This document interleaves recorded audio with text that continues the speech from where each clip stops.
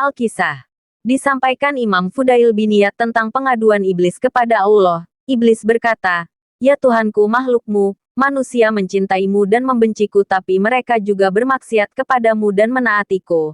Allah berfirman, "Sungguh ketaatan mereka kepadamu akan kuampuni sebab kebencian yang mereka miliki untukmu, dan sungguh kemaksiatan mereka padaku akan kuampuni sebab cinta mereka milikku." Manusia memang begitu, tak jarang menyakiti kekasihnya meskipun cinta. Apalagi terhadap yang ia benci. Cinta dan benci itu seperti tetangga dekat yang saling berjumpa. Seorang pecinta akan benci melihat orang yang dicintainya didekati. Begitu sebaliknya, seorang pembenci akan senang melihat yang dibenci tertimpa musibah. Kenapa demikian? Ya, memang begitulah manusia. Manusia adalah makhluk unik yang memiliki nalar dan rasa, keduanya saling terkait. Dalam cinta tersimpan marah dan benci, dalam benci tersimpan cinta dan senang. Al-Kisah. Nabi Ayub, ia seorang saleh sekaligus nabi yang terkenal kesabarannya. Kisahnya banyak dimuat sebagai penghibur, pelipur dan pembakar semangat orang-orang yang sedang ditimpa ujian. Diriwayatkan oleh Anas bin Malik, Rasulullah bersabda, "Sesungguhnya Nabiullah Ayub berada dalam ujian selama 18 tahun. Baik keluarga dekat maupun keluarga jauh menolaknya kecuali 2 orang laki-laki saudara-saudaranya. Kedua saudara itulah yang selalu memberinya makan dan menemuinya.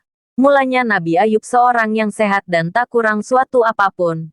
Kemudian Allah menurunkan ujian penyakit dan kefakiran kecuali istri dan 2 orang saudaranya yang setia dan sabar. Meski melewati sederet ujian yang panjang, Nabi tetap sabar, tegar dan tak pernah mengeluh. Singkat cerita, Allah kembali memberikan jalan kesembuhan, mengembalikan semua harta dan anak-anaknya, dan mengeluarkan dari berbagai kemelut serta keterpurukan. Nabi Sulaiman berkumpul dengan pengikutnya. Namun ada salah satu pengikutnya yang merasa tidak nyaman duduk berkumpul. Karena ada seseorang yang tepat duduk di samping Nabi terus melototinya. Kemudian dengan gelisah bertanya kepada Nabi, "Siapakah orang yang sangat tajam melotot kepadaku?" Nabi menjawab, "Ia adalah malaikat maut yang menyamar sebagai manusia." Mendengar jawaban tersebut, pengikut itu kaget ketakutan, menyangka bahwa ajal akan tiba. Kemudian berkata kepada Nabi, "Wahai Nabi, mintalah kepada Allah agar memindahkanku dengan anginnya ke tempat yang jauh." Kemudian Nabi berdoa, maka hilanglah orang tersebut. Dalam suatu riwayat, ia diterbangkan angin ke negeri India. Tak lama setelah itu Nabi bertanya kepada malaikat maut, "Kenapa kamu melototi orang tersebut seperti itu?" Malaikat menjawab, "Aku heran wahai Nabi, aku mendapat perintah dari Allah untuk mencabut nyawa orang ini nanti siang di India. Mengapa pagi ini ia masih berada di sini?" Al-Kisah.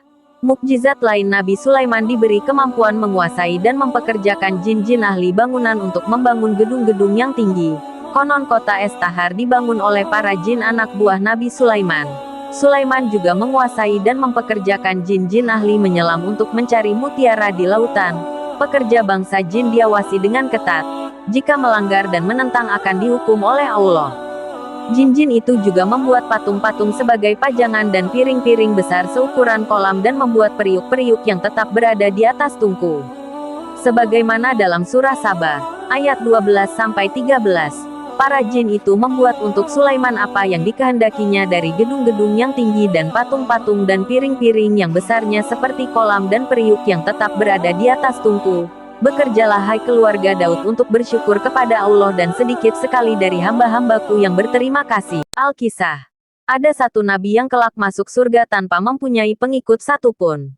Tidak seperti Nabi Muhammad yang jumlah pengikutnya sangat banyak. Beliau bernama Nabi Syamun Gozi, atau lebih dikenal Nabi Samson.